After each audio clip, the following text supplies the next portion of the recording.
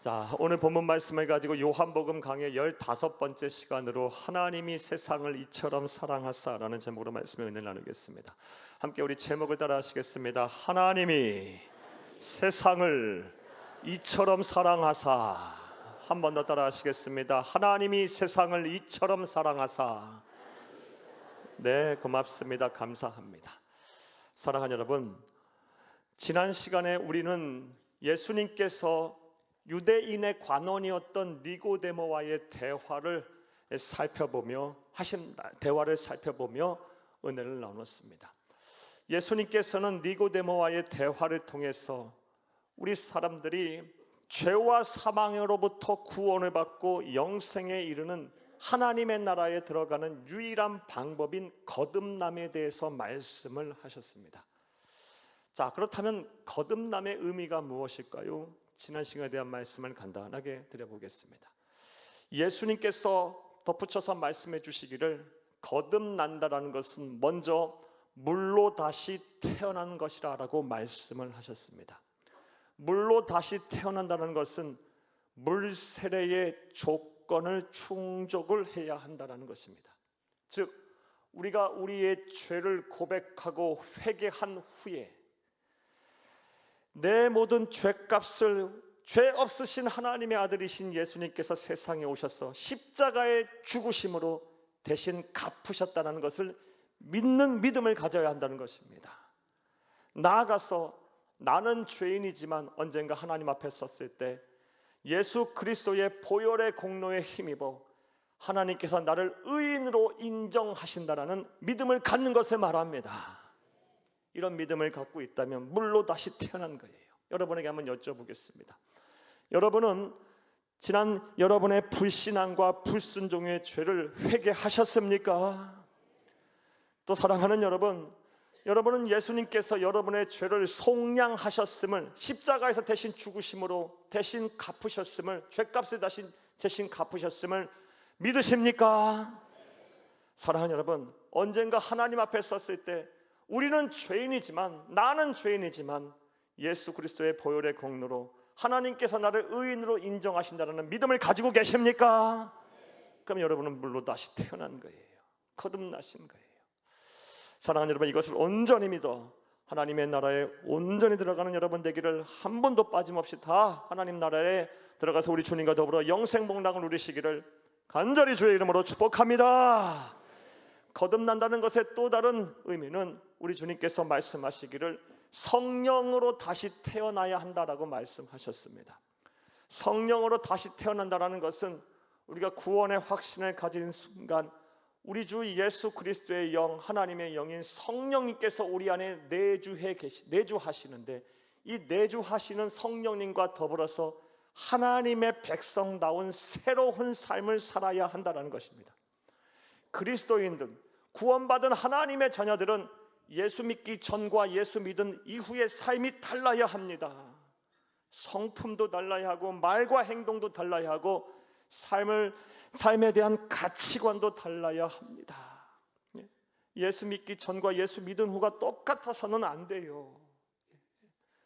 구원의 기쁨, 영생의 은혜 속에 살아야 합니다. 무엇보다 내주에 계시는 성령님과 더불어 그와 동행하며 살면서 하나님의 나라 가는 그날까지 끝까지 하나님께서 우리에게 선물하신 이 구원의 선물을 지켜내야 합니다. 다시 말해 믿음을 지켜야 합니다. 끝까지 믿음을 지켜내야 구원에 이르고 하나님의 나라의 천국에 들어갈 수 있는 것입니다. 말씀을 들으시는 모든 분들이 여러분 안에 내주에 계시는 성령님과 동행하며 그리스도인다운 새로운 삶을 사시고, 무엇보다 하나님의 나라 가는 그날까지, 이 세상 삶이 끝나는 그날까지 꼭 믿음을 지켜내기를 간절히 주의 이름으로 축복합니다. 여기까지 지난 시간에 대한 말씀이었어요. 자, 이제 오늘 본문에 대한 강의를 하겠습니다. 오늘 본문 말씀, 하나님이 세상을 이처럼 사랑하사 독생자를 주셨으니 이는 그를 믿는 자마다 멸망하지 않고 영생을 얻게 하려 하심이라. 너무나도 우리가 잘 아는 말씀이고 귀한 말씀이고 복음의 핵심에 대한 말씀이에요. 어느 신학자는 성경 모두가 불타도 이 요한복음 3장 16절 한 구절만 살아남아 있으면 우리가 구원을 받는데 문제가 없다라고 할 정도로 아주 중요한 핵심 구절이에요. 이 구절 말씀을 강의하겠습니다. 큰 은혜 시간 되기를 간절히 바랍니다. 할렐루야. 이 구절을 강의하기 앞서 먼저 여러분에게 질문 하나 드리겠습니다. 사랑하는 여러분, 여러분이 생각하시기에 세상에서 가장 강력한 힘은 무엇이라고 생각하십니까? 이 질문에 여러분들의 다양한 생각과 다양한 말씀들을 하실 수가 있을 것입니다. 어떤 분들은 돈이 제일 강력한 힘이지, 권력이 또 무력이 가장 강력한 힘이야 라며 우리 눈에 보이는 물리적인 힘이 가장 강력한 힘이라고 생각하시고 말씀하시는 분이 계실 것입니다. 또 어떤 분들은 지식, 기술, 과학과 같은 지적인 힘이 가장 강력한 힘이라고 생각하시고 말씀도 하실 것입니다. 나아가서 어떤 분들은 우리의 신념과 의지와 같은 정신적인 힘이 가장 강력한 힘이라고도 생각하시고 말씀하실 것입니다. 자, 여러분들은 어떠십니까?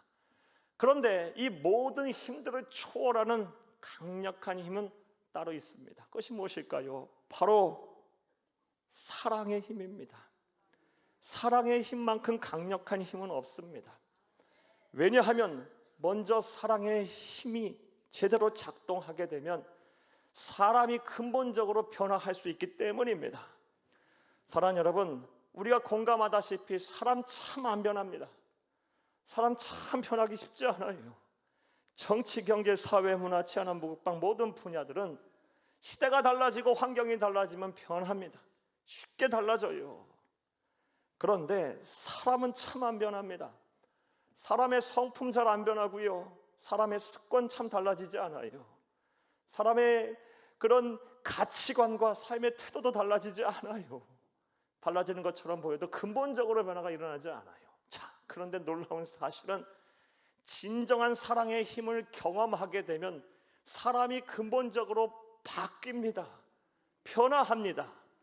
예를 들어서 먼저 폭력적이고 거친 사람도 진정한 사랑을 경험하게 되면 체험하게 되면 온유하고 겸손한 사람으로 변합니다. 염려와 근심 속에 허덕이던 사람도 진정한 사랑을 통해서 위로를 받고 또 그 사랑을 체험하게 되면요, 두려움이 사라집니다. 염려, 근심이 떠나갑니다. 용기 있는 사람, 담대한 사람으로 변합니다. 삶을 비관적으로 바라보고 부정적으로 바라봤던 사람도 진정한 사랑을 체험하게 되면 긍정적인 사람으로 변합니다. 마음과 생각, 영혼의 큰 내상을 입은 사람도 진정한 사랑을 통해서 내적 치유를 경험하게 되면 영혼이 강건해집니다. 이와 같이 사랑은 우리의 사람을 근본적으로 변화시킬 수 있는 강력한 힘이 있습니다. 심지어 이 강력한 힘은요, 사람뿐만 아니라 세상까지도 근본적으로 변화를 시킵니다.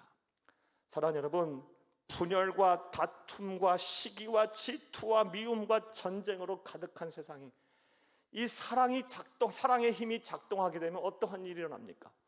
그런 곳에서도 용서와 화해가 일어납니다. 사랑하는 여러분, 평화가 넘쳐납니다. 하나됨의 역사가 일어납니다. 이와 같이 사랑은 사람도 근본적으로 변화시키고 세상도 살맛 나는 평화로운 세상으로 변화시키기에 사랑의 힘은 참으로 위대하고 강력한 것입니다. 이것을 잘 알았던 20세기 초에 상대성 이론을 발견한 물리학자인 알버트 아인슈타인도요, 사람이 휘두를 수 있는 힘 중에서 가장 강력한 힘은 사랑이다라고 말을 했어요. 이처럼 사랑의 힘은 참 위대하고 강력한 것입니다. 자, 그렇다면 우리 그리스도인들은 우리들이 이 사랑의 힘을 소유하고 누리고 또 이 사랑의 힘을 세상을 향해 흘려보내는 삶을 살기 위해서는 우리가 무엇을 해야 할까요? 답부터 말씀을 드리면 사랑의 실체 그 자체이신 하나님으로부터 순도가 높고 완전한 사랑을 받아야 합니다. 공급받아야 합니다.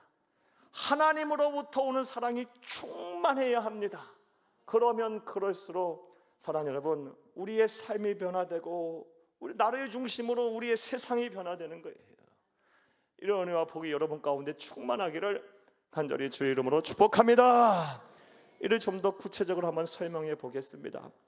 사랑하는 여러분, 온 우주 만물을 지배하는 다음과 같은 과학의 법칙이 있습니다. 여러분, 물리 법칙 중에 연력학 1법칙이라는 법칙이 있어요. 이 법칙이 무엇입니까? 외부로부터 공급된 에너지는 내부 에너지로 변환이 되며 전체 에너지의 총량이 같다라는 거예요. 이 연력학 1법칙에 의하면요, 내부 에너지가 생성이 되려면 반드시 외부로부터 에너지가 공급이 돼야 하고, 외부로부터 공급된 에너지와 내부로 변환된 에너지의 양은 같은 거예요. 사랑하는 여러분, 예를 한번 들어볼까요? 우리가 냄비에 물을 넣고 끓이려면 뭐가 필요합니까? 외부로부터 불이라는 열 에너지가 공급이 돼야 돼요. 운동선수가요, 운동을 잘 하려면 어떻게 해야 합니까? 음식을 잘 섭취를 하고 영양제를 먹던 마시던 어떻게 하든 간에 외부로부터 영양 에너지가 공급이 돼서 그게 운동 에너지로 변환이 돼야 하는 거예요. 사랑의 힘도 똑같아요. 우리가 사랑을 누리고 사랑을 소유하고 누리고 사랑을 베풀며 살려면요, 사랑의 시체 그 자체이신 하나님으로부터 순도가 높고 완전한 사랑이 공급돼야 하는 거예요. 그 사랑을 받은, 하나님부터 사랑을 받은 사람이 사랑을 베풀고 사랑을 누리며 사랑을 하면서 살 수가 있는 것입니다. 말씀을 들으시는 모든 분들 단 한 분도 예외 없이 하나님의 사랑이 여러분 가운데 충만하게 임하기를 간절히 주의 이름으로 축복합니다. 그런 의미에서 우리는 하나님께서 우리에게 베푸시는 사랑이 어떠한 사랑인지에 대해서 먼저 잘 알아야 합니다. 자, 그렇다면 이제 생각을 해보겠습니다. 우리를 향하신 우리에게 베푸시는 하나님의 사랑의 특징은 무엇일까요? 오늘 본문 말씀을 통해서 우리는 어떠한 영적인 진리를 배울 수가 있을까요? 자, 이제부터 따라 하시겠습니다. 첫째로, 조건 없이 아낌없이 주는 사랑입니다. 무엇이요? 하나님의 사랑이요. 나를 향한, 우리를 향한, 세상을 향한 하나님의 사랑은요, 조건이 없는 사랑입니다. 아낌없이 주는 사랑입니다. 사랑하는 여러분, 우리가 세상을 살면서 주고받는 사랑의 일반적인 경향은, 대체적인 사랑은요, 조건이 항상 붙어요. 단서가 항상 붙어요. 전제가 항상 있어요.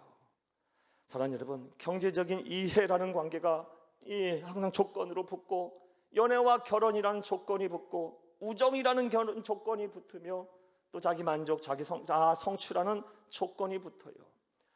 우리가 세상을 살면서 주고받는 사랑 대부분이 이렇게 조건이 붙기 때문에 우리가 사랑하며 사는 것도 힘들고 사랑받으며 사는 것도 힘든 거예요. 하지만 우리를 향한 하나님의 사랑은 조건이 없어요. 무조건적인 사랑이에요. 오늘 보면 16절을 함께 읽겠습니다. 하나님이 세상을 이처럼 사랑하사 독생자를 주셨으니 이는 그를 믿는 자마다 멸망하지 않고 영생을 얻게 하려 하심이라. 아멘. 하나님이 세상을 이처럼 사랑하사. 선언적인 명제예요. 어떤 조건도 없어요. 그냥 하나님이 세상을 사랑하신다는 말로 끝나버려요. 사랑하는 여러분, 하나님은 그러니까 우리가 무슨 하나님을 기쁘시게 하는 일을 행해서가 아니고, 하나님의 마음에 들어서가 아니라 우리의 실존, 존재 그 자체로 하나님은 사랑하시는 거예요. 우리가 어떠한 모양이든 어떠한 일을 행하든 간에 하나님은 우리를 귀하게 여기시고 사랑하시는 거예요. 온 우주 만물도 마찬가지예요. 하나님의 창조는 선한 창조였어요. 그냥 보시고 너무 사랑하시는 거예요. 하나님의 사랑은 이와 같이 무조건적인 사랑이에요. 우리가 받고 누려야 할 사랑, 이 무조건적인 사랑입니다. 얼마나 그런 이 사랑이 위대하고 숭고한 사랑입니까? 심지어 우리를 향한 이 하나님의 무조건적인 사랑은 단순히 감정적인 표현에 그치는 것이 아니에요. 실제적인 사랑이에요. 얼마나 우리를 무조건적으로 사랑하시는지, 당신께서 가장 소중하게 여기시는 것까지 아낌없이 우리에게 주신 실제적인 사랑이에요. 보면 16절을 다시 한번 읽겠습니다. 하나님이 세상을 이처럼 사랑하사 독생자를 주셨으니, 아멘. 여기까지 보겠어요. 하나님이 얼마나 우리를 조건 없이 사랑하시는지 독생자 예수 그리스도의 생명까지 주셨어요. 아낌없이 주셨어요. 얼마나 사랑하면 독생자 예수 그리스도의 생명을 나를 위하여 주셨겠습니까? 사랑하는 여러분, 이것이 바로 하나님의 사랑의 실체예요. 아낌없이 주는 사랑, 조건 없이 주는 사랑. 얼마나 사랑하시면 독생자 예수 그리스도를 나를 구원하시기 위해서 예수님의 생명과 나의 생명과 맞바꾸셨겠습니까? 로마서에서는 사도 바울이 이것을 다음과 같이 표현해요. 로마서 5장 8절을 함께 읽겠습니다. 우리가 아직 죄인 되었을 때에 그리스도께서 우리를 위하여 죽으심으로 하나님께서 우리에 대한 자기의 사랑을 확증하셨느니라. 아멘. 얼마나 우리를 사랑하시는지. 우리가 죄인 되었을 때도 아낌없이 사랑하신 거예요. 조건 없이 사랑하신 거예요. 그리고 죄인인 우리를 구원하시기 위해서 당신의 가장 소중한 독생자 예수 그리스도의 생명을 주셨다. 하나님의 사랑은 이런 사랑이에요. 사랑하는 여러분, 이제 권면의 말씀을 드릴게요. 여러분 부탁드려요. 제발 이제 믿음의 눈을 뜨고 마음의 문을 열어서 이 조건 없이 아낌없이 주는 하나님의 사랑을 제발 부탁이니 받아들이세요. 믿으세요.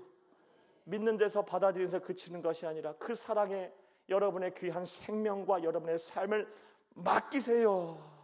그리고 염려 근심에서 벗어나세요. 두려움을 떨쳐버리세요. 새롭게 태어나세요. 그러면 하나님께서 여러분을 자유케 하실 거예요.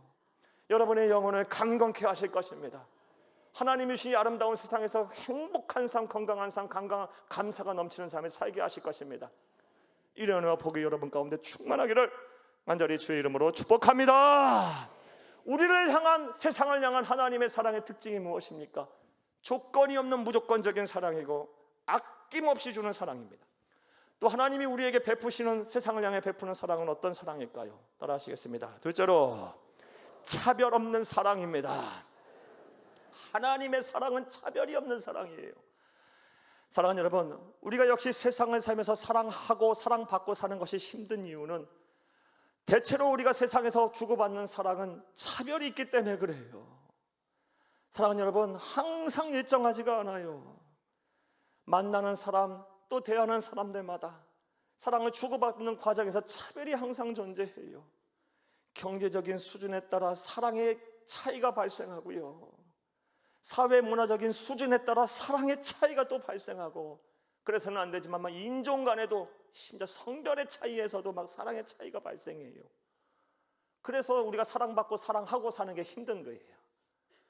사랑하는 여러분, 그런데 하나님께서 우리에게 베푸시는 사랑, 세상을 사랑하는 하나님의 사랑은요, 보편적인 사랑이에요. 차별이 없어요. 누구나 다 사랑하세요. 문화와 인종과 역사를 초월하고 신분의 지위권을 막론하고 남녀노소를 가리지 아니하고 하나님은 사랑하십니다. 할렐루야. 보면 16절을 다시 한번 읽겠습니다. 하나님이 세상을 이처럼 사랑하사 독생자를 주셨으니 이는 그를 믿는 자마다 멸망하지 않고 영생을 얻게 하려 하심이라. 아멘. 하나님은 무조건적으로 사랑하시고 아낌없이 사랑하시는 분이시는데 그 사랑의 결과물이 무엇입니까? 멸망하지 않고 영생을 얻는 거예요. 그런데 멸망하지 않고 영생을 얻는 데 있어 무슨 단서, 무슨 조건이 붙었습니까? 단 하나밖에 없어요. 예수를 믿기만 하면 누구든지 남녀노소 신분의 지위고하를 막론하고 가난하든 부하든 상관없이 예수를 믿기만 하면 멸망하지 않고 영생을 얻는다. 하나님의 사랑은 이와 같이 사람을 가리면서 하는 차별적인 사랑이 아니에요. 모두를 귀하게 여기고 모두를 구원하기를 원하시며 모두를 보편적으로 사랑하는 차별 없는 사랑이 바로 하나님의 사랑이에요. 하나님의 사랑이 이러함은 하나님이신 예수님께서 이 세상에 오셔서 하신 사역의 모습을 보면 잘 알 수 있어요. 예수님은 이 세상에 오셔서 사랑을 하시되 정말 차별하지 않고 사랑하셨어요. 먼저 부자도 사랑하시고요, 가난한 자도 차별하지 않고 사랑하셨어요. 부자도 사랑하시고 가난한 자도 사랑하셨으면 누가복음 16장과 또 누가복음 19장의 말씀을 통해 잘 알 수 있어요. 누가복음 16장 19절에서 31절 말씀에 보면 예수님께서 하신 비유의 말씀 가운데 부자와 거짓 나사로의 비유가 나와요. 사랑하는 여러분, 거짓 나사로는 세상에서 차별받던 사람이에요. 소망이 없던 사람이에요. 그런데 우리 주 예수님께서는 거짓 나사로에게도 변함없이 사랑하셔서 그에게도 천국을 약속하셨고 또 천국에 들어가게 하셨어요. 예수님은 가난한 자도 사랑하세요. 누가복음 19장의 말씀에 보면 여리고성에 세리장이었던 부자 삭개오가 나와요. 남들은 그가 부를 얻는 과정에서 악을 행했기에 그를 손가락질했고 그의 부가 부끄러운 부라고 얘기했지만 예수님께서는요, 부자였던 그 삭개오도 사랑하셨고요, 그의 가족도 사랑하셨어요. 그가 회심했을 때 하나님께서는 삭개오뿐만 아니라 그의 가족들까지 다 구원의 은혜를 선물하셨어요.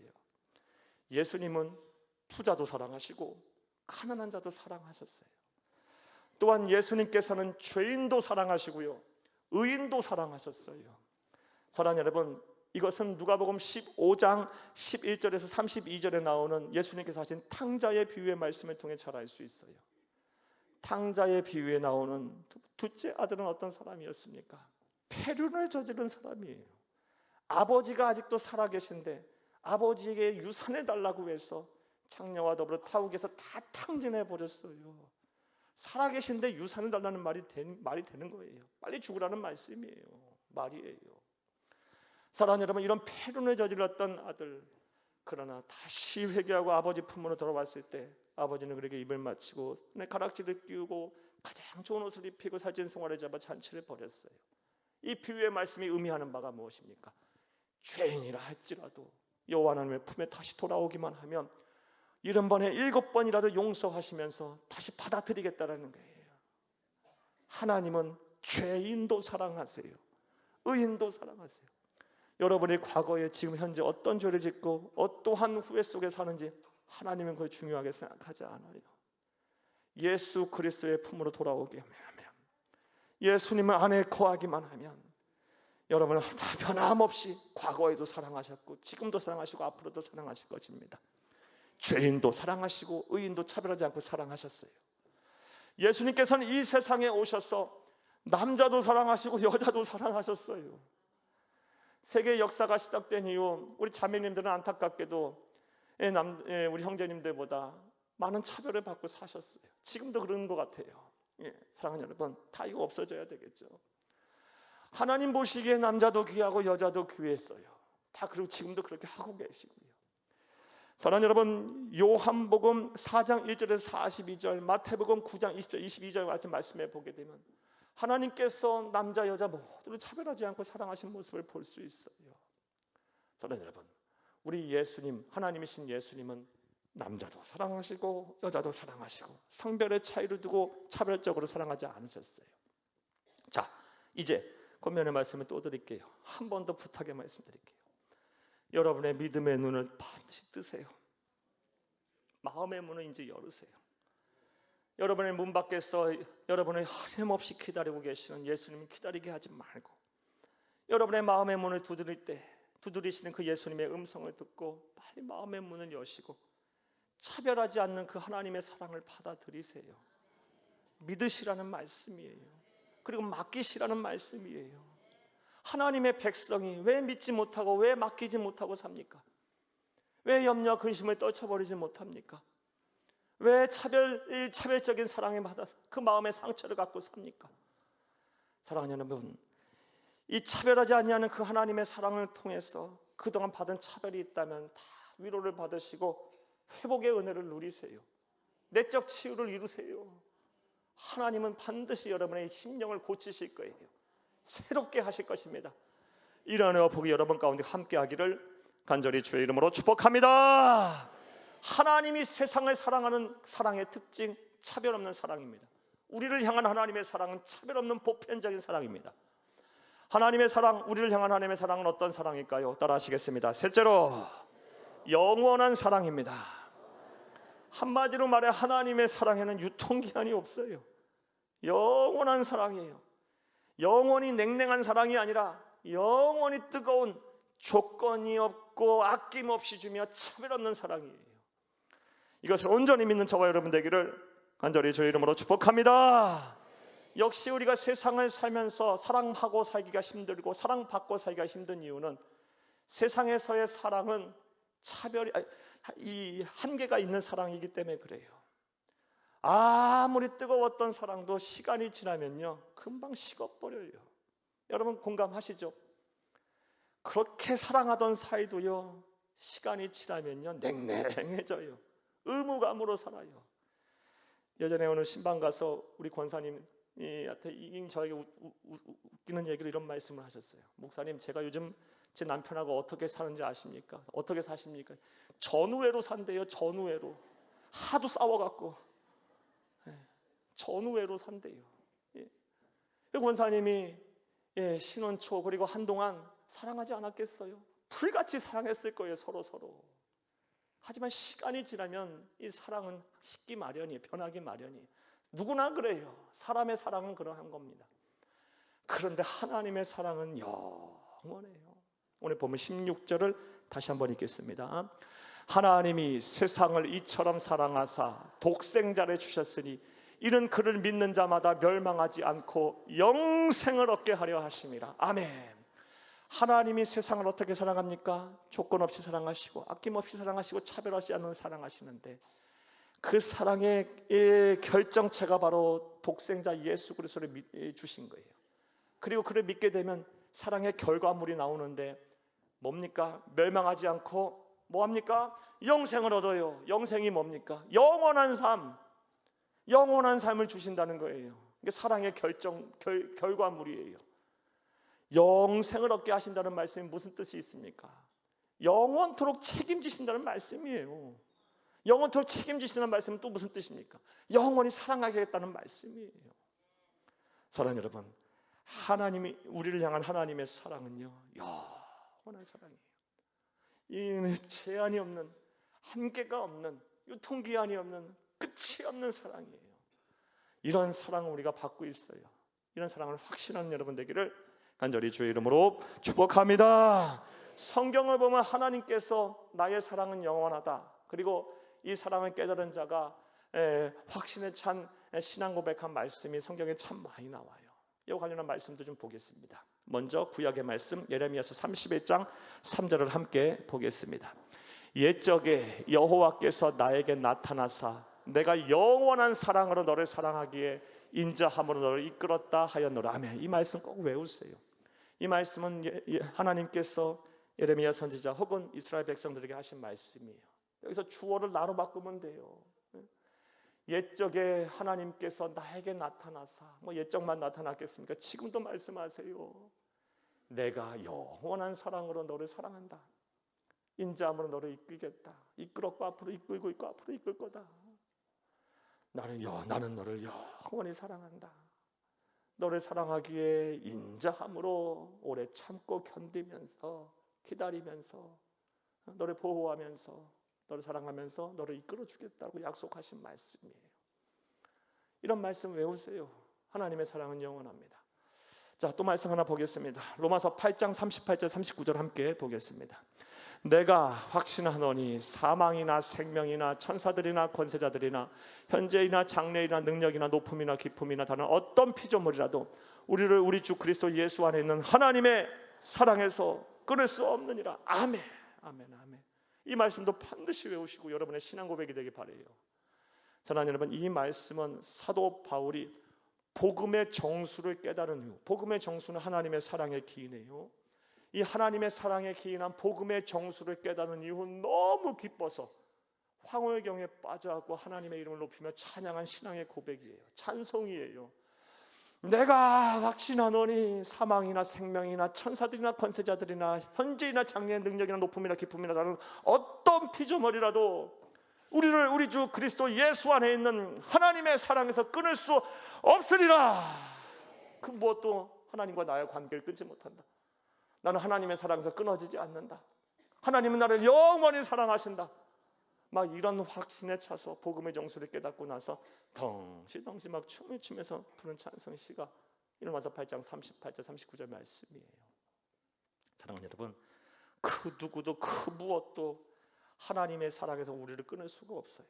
우리를 사랑하시는 하나님의 사랑이 끊어지지 않아요. 우리가 포기하지 아니하고 우리가 떠나지 않으면 하나님 절대로 우리를 포기하지 않고 버리지 않아요.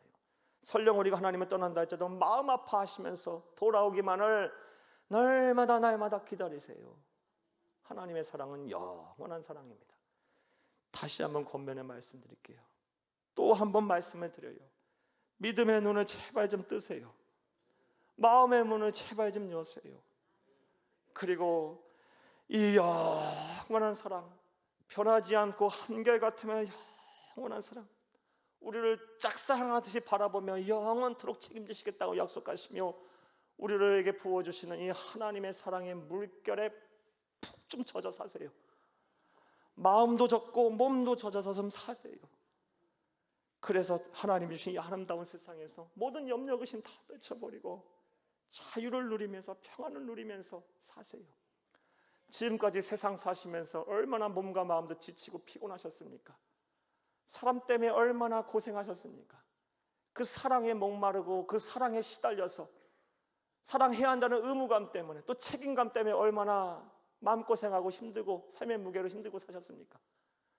사랑하는 여러분, 영원토록 무조건적이며 아낌없이 차별 없이 주는 이 사랑에 좀 젖어 사셔서 여러분의 삶의 무게가 가벼워지기를 바랍니다. 마음이 평안해지기를 바랍니다. 참된 안식을 누리기를 간절히 주의 이름으로 축복합니다. 말씀 맺겠습니다. 사랑의 힘은 강력합니다. 위대합니다. 우리가 이 사랑을 소유하고 누리고 또 세상에 흘려보내려면 숭고하고 위대한 하나님의 사랑이 내게로 와야 합니다. 그 사랑을 베푸시는 사랑을 내가 소유해야 합니다. 이를 위해서 우리는 그 사랑이 무엇인지부터 알아야 돼요. 먼저 하나님의 사랑은 조건 없이 아낌없이 주는 사랑이에요. 하나님의 사랑은 차별이 없는 사랑입니다. 하나님의 사랑은 영원한 사랑입니다. 이런 사랑을 여러분 꼭 소유하고 누리셔서 이 세상 사는 동안 하늘의 신령한 복과 땅의 기름짐을 받으며 사후 천국에서 영생복락을 누리기를 간절히 바랍니다. 장차 우리 주님 재림하실 때 영과 육이 부활한 완전한 영성체도 함께 부활하여 새 하늘과 새 땅에서 우리 주님과 더불어 세세토록 왕노릇하는 영광 또한 누리기를 간절히 주의 이름으로 축복합니다. 축복합니다. 축복합니다.